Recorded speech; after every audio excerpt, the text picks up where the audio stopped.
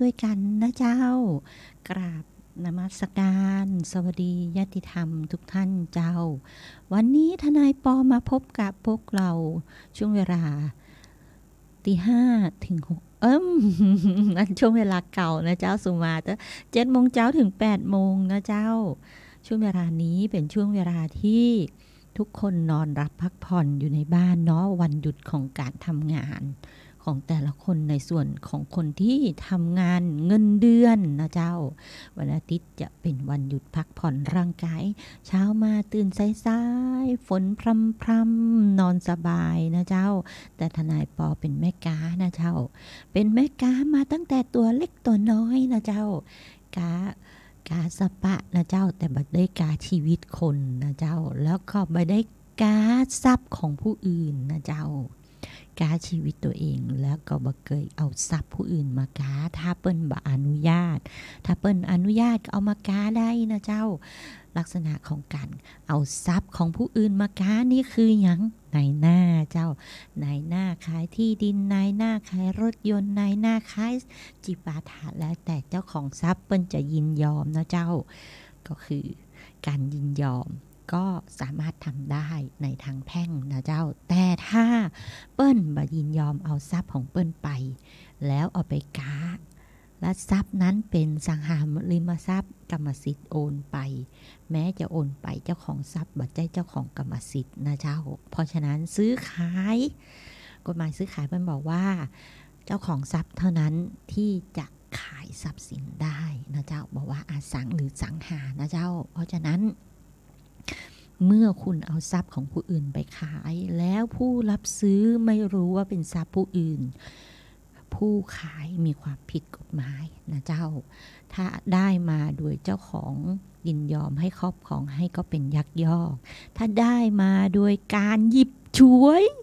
เอาไปโดยเจ้าของมายินยอมก็อาทินนาทานานะเจ้าลักษณะนี้เป็นลักทรัพย์กฎหมายอาญายอมความมาได้นะเจ้าอัยการฟ้องต่อศาลปุ๊บถอนฟ้องมาได้นะเจ้าแต่ถ้าเป็นกรณีที่ยักยอกทรัพย์นะเจ้ากรณียักยอกทรัพย์นั้นอัยการฟ้องต่อศาลแล้วนะเจ้าและผู้เสียหายไม่ติดใจเอาความอัยการไม่คัดค้านนะเจ้าจบเลยนะเจ้าคดีถอนออกจากศาลหมดตึงยวงเลยนะเจ้าบ่มีประวัติในศาลนะเจ้าตรงนี้เพราะฉะนั้นประเด็นการเยียวยาในคดียักยอกทรัพย์เป็นประเด็นที่สำคัญใช้เงินให้กับผู้เสียหายจนผู้เสียหายยินยอมเอาจากยินยอมที่จะถอนคำร้องทุกข์จากพนักงานอัยการพนักงานสอบสวนหรือถอนคำร้องทุกข์ที่ศาลนะเจ้าแล้วแต่เราจะถอนคำร้องทุกข์ที่ไหนก็ได้นะเจ้าตำรวจอัยการศาลแล้วแต่ว่าเรื่องมันไปอยู่ตรงไหนนะเจ้ากระบวนการพิจารณามันไปอยู่ตรงไหนกระบวนการยุติธรรมไปอยู่ตรงไหนของกระบวนการตรงนั้นนะเจ้ากระบวนการยุติธรรมมันจะมีตำรวจอัยการศาลนะเจ้าจบที่ศาลหรือเปล่าบางครั้งอาจไม่ได้จบที่ศาลพบว่าผู้กระทำความผิดมันมีสตังค์ไปจ่ายอาจจะไปจบที่สำนักงานบังคับคดีเพราะมีการเจรจาไกล่เกลี่ยกันนะเจ้าแล้วก็ผ่อนชำระหนี้จนชำระหนี้ครบตามจำนวนที่เจ้าหนี้ผู้เสียหายนะเจ้าเปิ้นได้รับนะเจ้าตรงนั้นคดีก็เป็นจบกันไปนะเจ้าแต่ถ้าเจ้าหนี้ผู้เสียหายไม่ได้รับเงินที่เยียวยาเต็มที่เรื่องมันก็บ่จบนะเจ้ามันก็ไปต่อไปเรื่อยๆมันก็มีประเด็นที่เข้ามาเป็นข้อกฎหมายได้เรื่อยๆถ้าทนายความนั้นศึกษาข้อมูลข้อกฎหมายละเอียดแล้วก็ศึกษา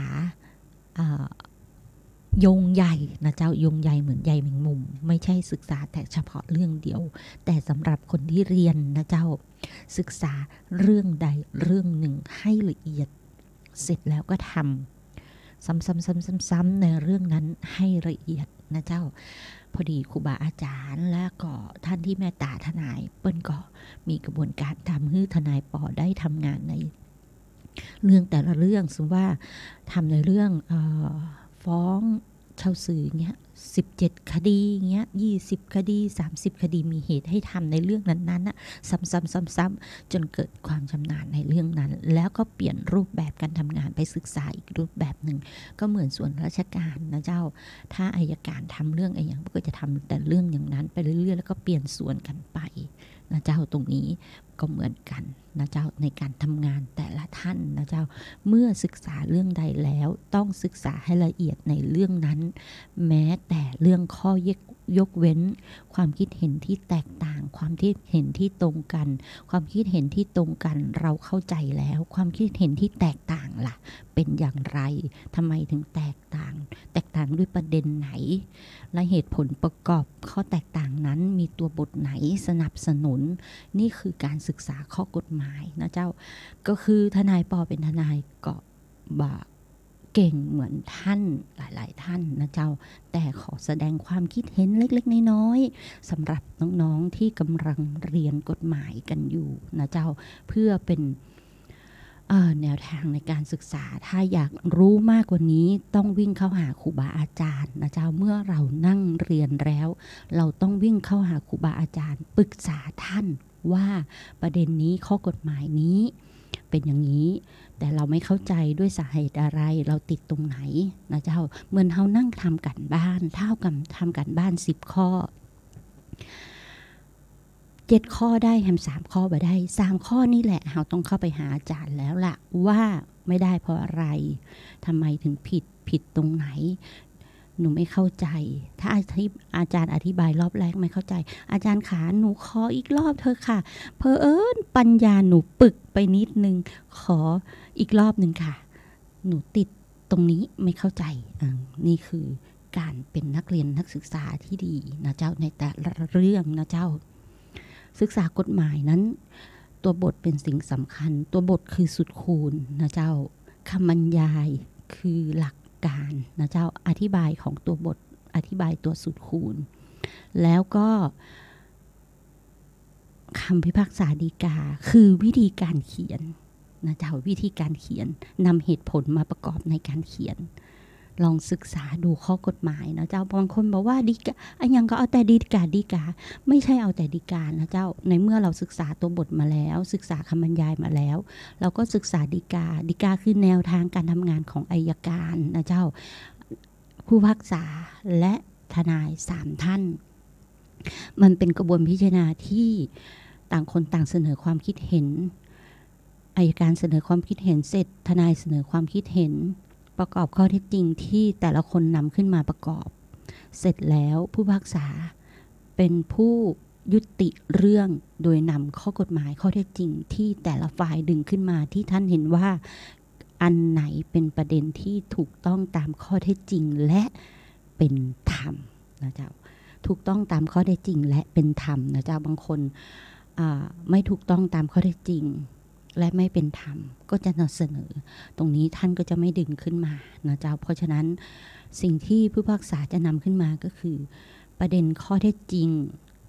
ประกอบข้อกฎหมายที่ถูกต้องนะเจ้าความเป็นธรรมนะเจ้า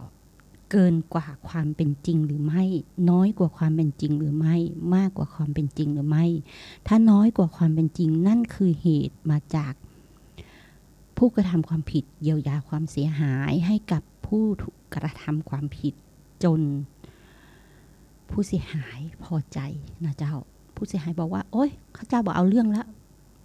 อย่างใดมันก็เปื้อนเจ้าโอ๊ยข้าเจ้าบอกเอาเรื่องแล้วอย่างใดมันก็โคตรเงาสักการะเจ้า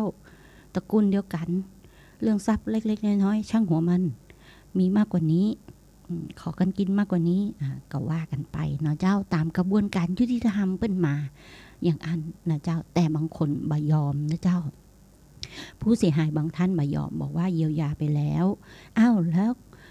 ไอ้การกระทำที่มีมาก่อนที่จะเยียวยานั้นน่ะเยียวยาเพราะอะไรเยียวยาเพราะเรียกร้องขึ้นโรงพักถึงจะได้รับการเยียวยา2กระทำใช้กลอุบายทุกวิถีทางให้ผู้เสียหายเสียสติเพื่อเอาทรัพย์สินไปเอาไม่ว่าจะเรื่องพ พรรคพวกเครือข่ายสปะจิปาถะนะเจ้าเมื่อผู้เสียหายแจ้งประจักษ์ในความเป็นจริงสามารถพิสูจน์ขึ้นมาได้ก็ยังไม่ยอมรับนะเจ้ายังไม่ยอมรับยังสร้างกระบวนการต่อไปอีกอย่างเงี้ยไม่สมควรจะเขาเรียกว่าอะไรอะสมควรจะโอนอ่อนผ่อนตามหรือสมควรจะอภัยหรือไม่นะเจ้าในลักษณะนี้ก็ผู้พิพากษาท่านก็จะพิจารณาไปตามข้อเท็จจริงนะเจ้าคือบมาขอโทษซ้ำปอยังสร้างเรื่องต่อเนื่องกันไปแฮมตรงนี้พนักงานสอบสวนบางท่านก็บอกอ้าวผมเห็นพี่พูดอย่างนั้นนะผมก็เลยเอาสนักเลยจัดหนักเลยอะไรลักษณะประมาณนั้นข้อเท็จจริงที่ทนายทำงานมาเรื่อยๆกระบวนการพวกนี้มันเป็นสิ่งสำคัญนะเจ้าถ้าคุณผิดแล้วคุณไม่ยอมรับผิดยังไม่พอก็ท้าทายผู้เสียหายอีกเขาก็เลยจัดไปนะเจ้าหรือบางคนกระทำความผิดแล้วเรื่องแค่เนี้ยจะเอาเรื่องด้วยเหรอระวังนะเดี๋ยวเงาหัวไม่มีเงาหัวไม่มีพนักงานสอบสวนเขารู้พนักงานราชการศาลทั้งหลายเขารู้เขาบอกนำข้อเท็จจริงตัวนี้ไปประกอบว่ามันไม่สำนึกในการกระทำความผิดจัดไปเรื่องใหญ่นะเจ้าตรงนี้ก็ว่ากันไปตามกระบวนการยุติธรรมข้อกฎหมายกับข้อเท็จจริงนะเจ้ามันจะไปคู่กันเสมอเมื่อข้อกฎหมายข้อเท็จจริงไปคู่กันความเป็นจริงอย่างความเป็นจริงคือการกระทำนะเจ้าความเป็นจริงคือการกระทำข้อกฎหมายคือระเบียบกฎเกณฑ์ที่เขานำธรรมะทั้งหลายเนี่ยไปเขียนไปปรับใช้เพราะมันคือจารีตประเพณีท้องถิ่นใครบอกว่ากฎหมายเคร่งครัดกฎหมายอ่อนมาใจนะเจ้าธรรมะนี่แหละเคร่งครัดที่สุดนะเจ้าทำตามความเป็นจริงนี่แหละศีลห้านี่แหละเคร่งครัดที่สุดถ้าเราทำตามนะเจ้าโรคทั้งใบนี้มาสามารถเอาชีวิตคุณได้นะเจ้าในเรื่องที่ไม่ดีไม่ถูกต้องตามกระบวนการแต่ถ้าคุณมีกรรมนะเจ้ามันจะตับโผล่มาสักวันหนึ่งกรรมเหมือนทนายปอ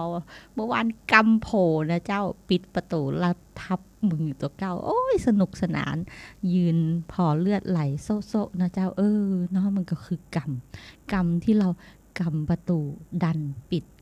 การที่เราขาดสตินะเจ้าขาดสติทำอะไรอย่างก็ตามที่ขาดสติ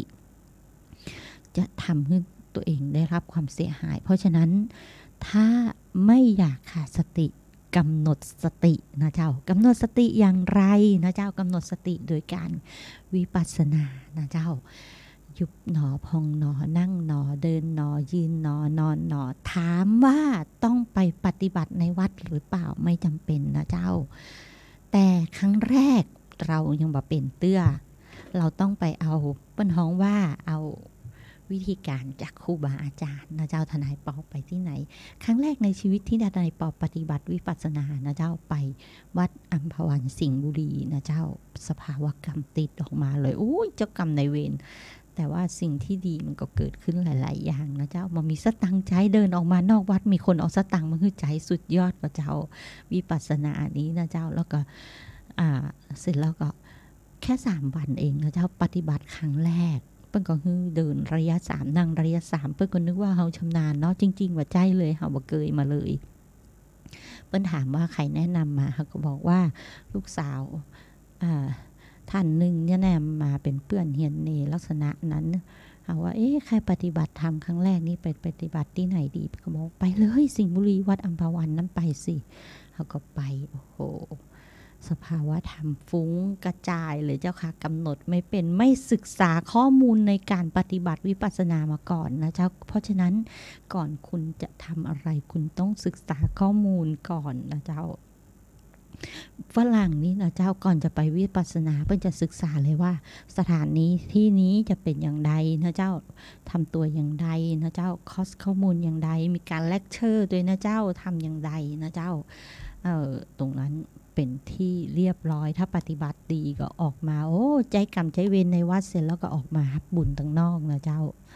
ทนายปอก็ใจกรรมใจเวรในวัดเสร็จแล้วก็ออกมาฮับบุญตั้งนอกสมปอตามมาฮับกรรมตั้งนอกแหมพอปฏิบัติยังบ่เต็มแก่นะเจ้าต้องปฏิบัติ จนได้ฌานนะเจ้าเราจะเป็นบุญมหากุศลนะเจ้าแล้วมันจะยืดยาวทำให้ชีวิตคุณมีแต่สิ่งดีๆเข้ามาวิปัสสนาตอนนี้วัดร่ำเปิงตะโปธารามรับผู้วิปัสสนาแต่ว่าต้องมีอย่างหนังสือรับรองการฉีดวัคซีนนะเจ้าของวัดพระธาตุสีจอมทองเปิ้นก็มีนะเจ้าเรียนเจิญทำบุญเสร็จแล้วด้วยการวิปัสสนานะเจ้าก็จะมีน้ำไฟวัดอย่าลืมนะเจ้าเป็นห้องว่าการชำระหนี้สงฆ์นะเจ้าการชำระหนี้สงฆ์จะทำให้การงานเจริญรุ่งเรืองนะเจ้าเมื่อการงานเจริญรุ่งเรืองเป็นห้องว่าเหมือนน้ำบ่อทรายน้ำจิ้มบ่อทรายนะเจ้าทำไปเรื่อยๆทำมีน้อยทำน้อยตามกำลังนะเจ้ามีมากทำมากบะเบียดเบียนตนเองนะเจ้าเรียกว่าพอกินพอดีพอเพียงนะเจ้าพอเพียงสำหรับฐานะตัวเองนะเจ้าไม่ใช่ว่ามีเป็นแสนเป็นล้านแล้วทำไอ้อย่างก็โอ้โหตะนีสลึงเดียวก็ไม่ได้นะเจ้าตรงนี้มันก็บ่พอเพียงกับฐานะตัวเองนะเจ้าแต่บางคนมีแค่ 1,000 นะเจ้ามีแค่เงินหมื่นจะทำบุญเงินแสนลักษณะนั้นไปบีบเอาคนรอบตัวมาจ่ายนะเจ้าตรงนี้อันตรายนะเจ้าเป็นการใช้กลอุบายเพื่อให้ได้เงินของผู้อื่นไปนะเจ้าตรงนี้บุญไม่มีนะเจ้ามีแต่กรรมนะเจ้าระมัดระวังกันด้วยนะเจ้า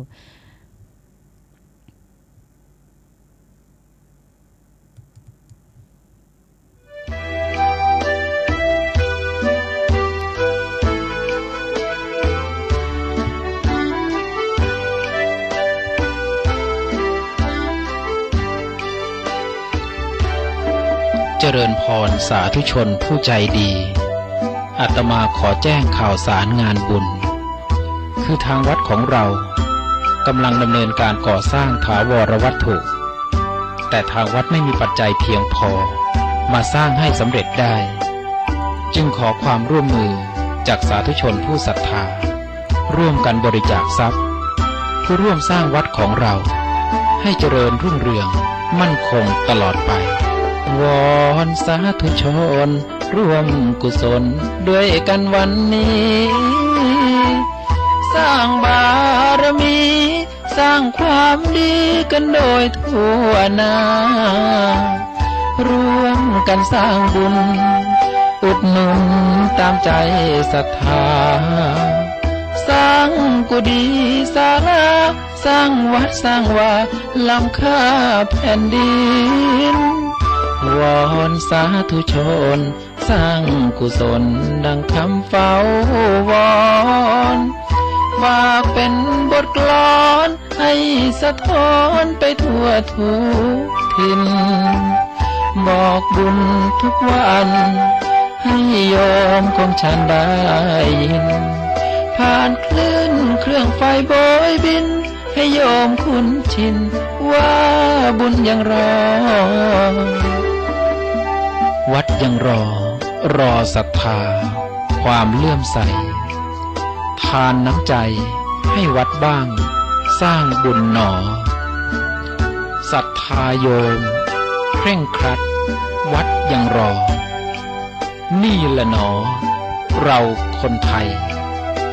ใฝ่สร้างบุญ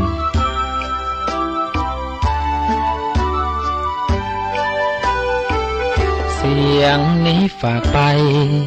ให้โยมหญิงชายทั้งสิ้นให้ทานถือสิ้นชีวิตจะไม่เคืองคุณวอนสาธุชนทุกคนมารวมสร้างบุญฝึกหัดใจให้คุณให้โยมก่อบุญด้วยใจศรัทธา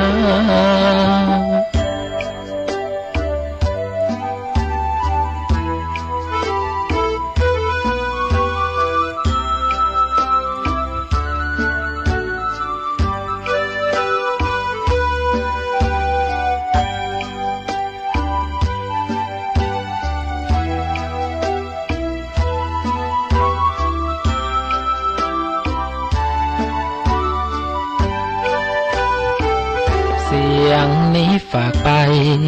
ให้โยมหญิงชายทั้งสิ้นให้ทานถือสิ้นชีวิตจะไม่เคืองคุณวอนสาธุชนทุกคนมารวมสร้างบุญฝึกหัดใจให้คุณให้โยมก่อบุญด้วยใจศรัทธา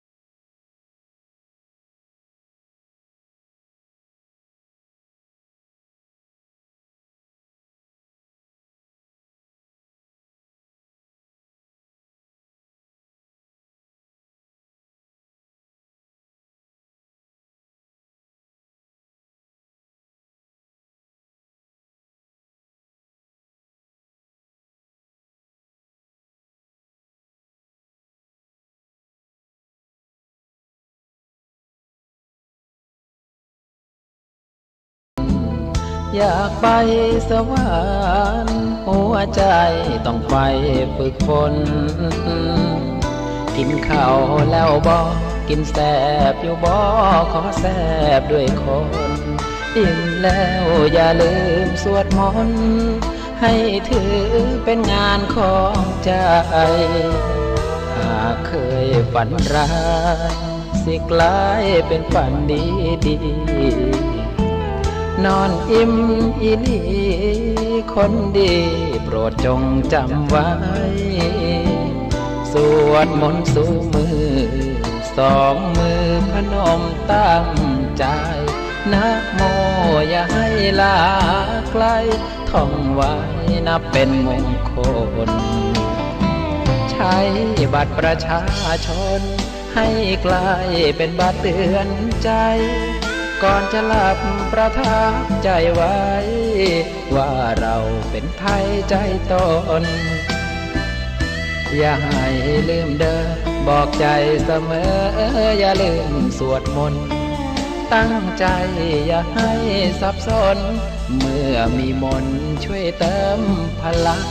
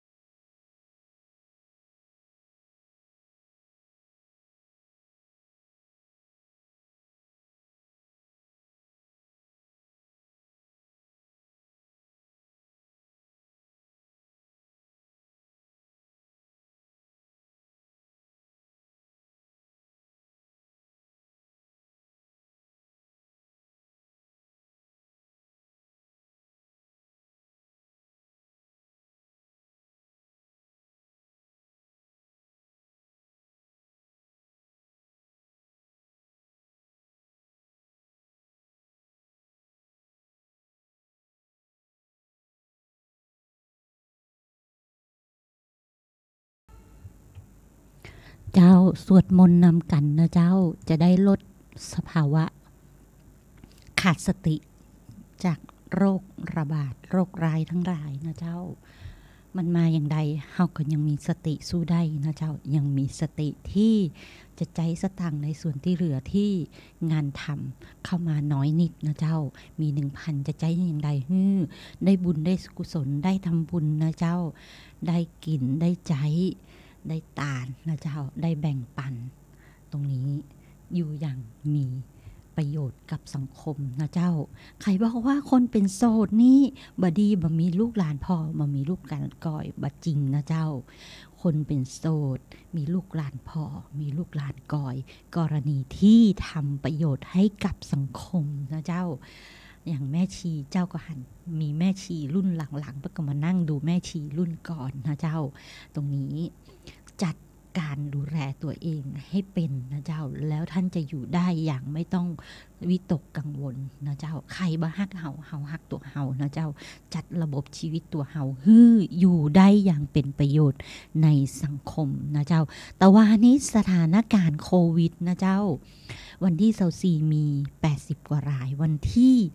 25ตะวันนี้ลดลงนะเจ้าเหลือ70รายนะเจ้าก็เป็นข่าวดีนะเจ้าจำนวนผู้ติดเชื้อลดลงนะเจ้าเห็นคณะทำงานที่จัดคุณหมอทั้งรายจัดสถานที่ในการฉีดวัคซีนป้องกันโควิด -19 ของศูนย์ประชุมของมช.นะเจ้าทนายปอดชื่นชมมากเลยนะเจ้าจัดสถานที่ได้สะอาดแล้วสถานที่ก็เว้นระยะห่างได้ประมาณ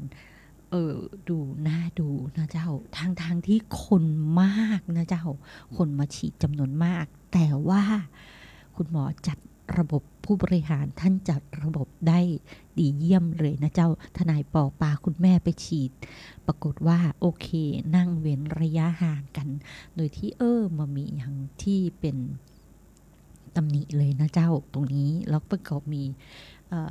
เป็นห้องว่าอย่างกระดานเหมือนทีวีจอมอนิเตอร์ขึ้นให้เห็นว่ามีคนฉีดไปแล้วกี่คนลำดับขึ้นเดินออกฉีดเสร็จแล้วก็เดินออกนะเจ้าตรงนี้ต้องขอบคุณคณะทำงานคุณหมอทั้งรายนะเจ้าที่ดูแลเจ้าบ้านนะเจ้าแต่วันนี้คนติด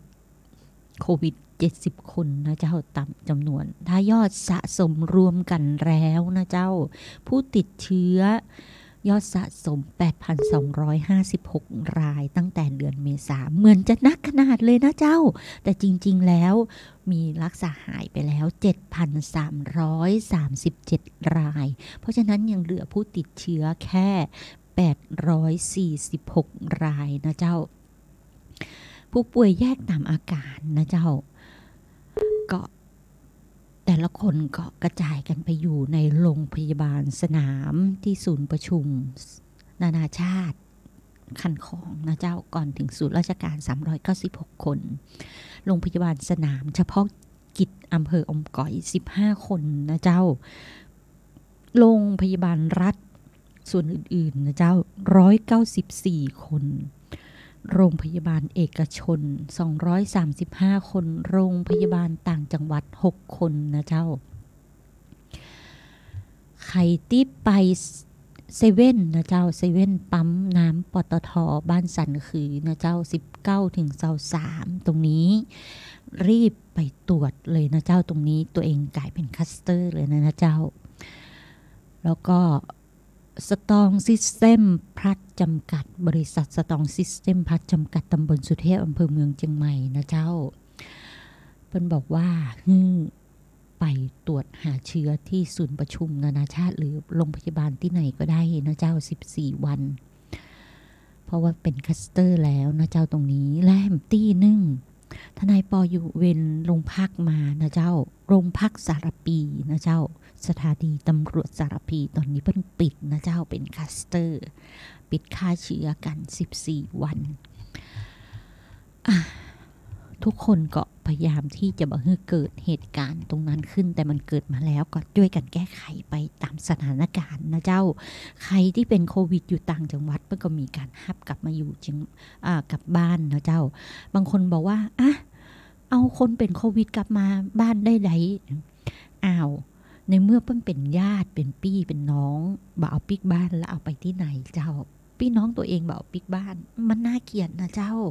ต้องเอาพี่น้องเป็นโรคบาสบายต้องเอาปิกมากักตัวปิดฆ่าเชื้อกันดูแลกันไปนะเจ้าส่งน้ำส่งเข้าให้กันกินเมื่อรักษาหายแล้วค่อยปล่อยไปที่อื่นได้นะเจ้าตรงนี้พี่น้องกันต้องดูแลกันนะเจ้าบอกว่าคนไทยหรือว่าคนที่ทำงานฮือเห่านะเจ้าต้องดูแลซึ่งกันและกันตรงนี้เปิ้นทองเรียกว่าแม่ตาธรรมนะเจ้าการมีแม่ตากับเพื่อนกับพี่และผู้ใต้บังคับบัญชานะเจ้าเพราะบางครั้งผู้ใต้บังคับบัญชาอาจจะเป็นชาวต่างชาติเพื่อนบ้านข้างเคียงเราต้องดูแลกันไปหรือผู้มาอยู่อาศัยบ้านในสถานะต่างๆนะเจ้าถ้าเราฮับเข้ามาเราต้องดูแลเปิ้ลนะเจ้าบางครั้งการกระทำของเปิ้ลมันหน้าที่เราจะต้องดูแลเลยนะเจ้าต้องมองข้ามตรงนั้นไปแล้วก็ดูแลกันไปตามสถานการณ์ของโรคภัยไข้เจ็บนะเจ้าตรงนี้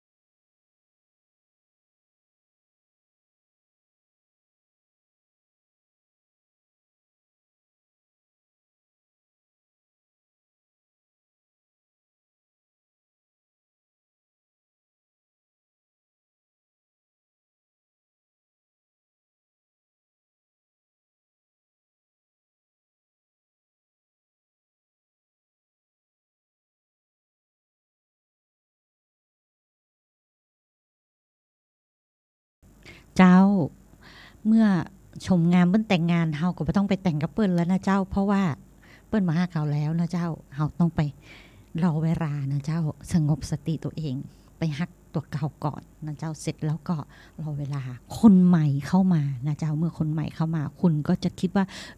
รู้อย่างนี้นะเจ้ารู้อย่างนี้จบกันไปตั้งแต่แรกก็ดีนะเจ้าแต่ว่าตอนนี้โควิดนะเจ้าสำหรับคนต่างชาติเราต้องมีแม่ตาให้เปิ้นนะเจ้าสำหรับผู้เป็นโควิดนะเจ้าหรือคิดว่าตัวเองเป็นโควิดหรือต้องการวัคซีน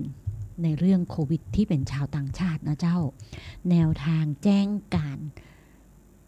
ขอรับวัคซีนโควิด-19 สำหรับคนต่างชาตินะเจ้าเปิ้นมีนะเจ้าตามเว็บไซต์ของกระทรวงสาธารณสุขนะเจ้าเปิ้นบอกว่าสามารถลงทะเบียนแจ้งความต้องการขอรับวัคซีนโควิด-19 ในแบบฟอร์มอิเล็กทรอนิกส์ในเว็บนะเจ้า Base Application หรือชื่อโปรแกรม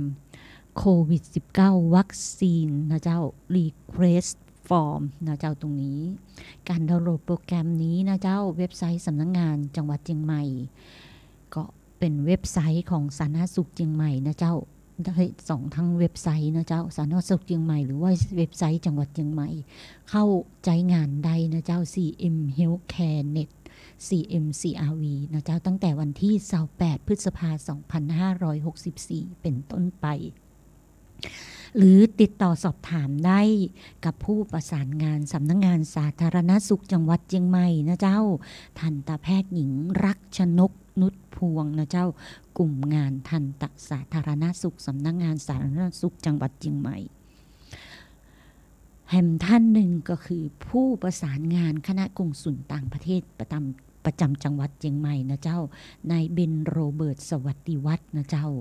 กงสุลกิติมศักดิ์สหราชอาณาจักรประจำจังหวัดเชียงใหม่อันท่านที่3นะเจ้า ผู้ประสานงานสำนักงานจังหวัดเชียงใหม่นางสาวจันทิมาเดชพุทธวัฒน์นะเจ้างานการต่างประเทศสำนักงานจังหวัดเชียงใหม่นะเจ้าก็มีอีเมลนะเจ้าสำหรับอีเมลทันตแพทย์หญิงลักษณกก็คือ covid center cm นะเจ้า @gmail ถ้าเป็นนายเบนโรเบิร์ตก็จะเป็น covid.com mc เชียงใหม่นะเจ้า mccm gmail เชียงใหม่แล้วก็นางสาวจันทิมาเดชพุทธวัฒน์นะเจ้าเชียงใหม่